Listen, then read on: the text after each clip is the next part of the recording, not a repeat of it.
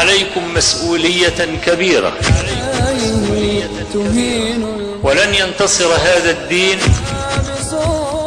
إلا إذا رجعتم مرة أخرى إلى حقيقته.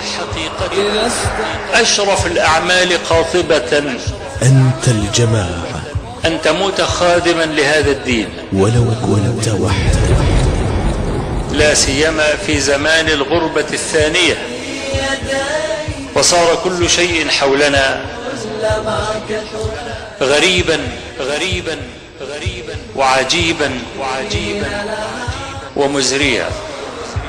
لكننا إذا رجعنا إلى الشرب الأول واستمسكنا بما كانوا عليه، ولو كنت وحدك، فأحلف بالله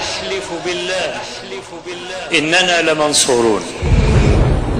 لتعلموا بعدها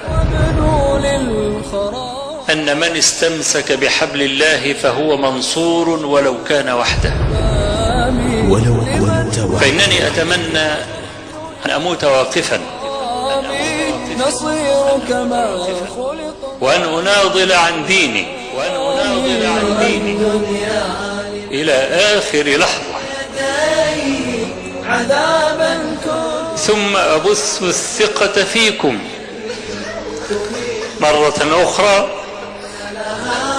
وأقول إننا منصورون، وأننا لن نغلب حتى وإن كانت إمكاناتنا ضعيفة، ما دام معنا إيمان راسخ.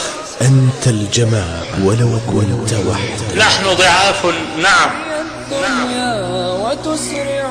وليس في أيدينا ما في أيدي أعدائنا أو خصومنا، لكن ما دمت على الحق وتقف في هذا الغرز فأنت الجماعة، وإن كنت وحدك. سأسأل عن أمور فأنت الجماعة، فما عذري هناك وما جواب.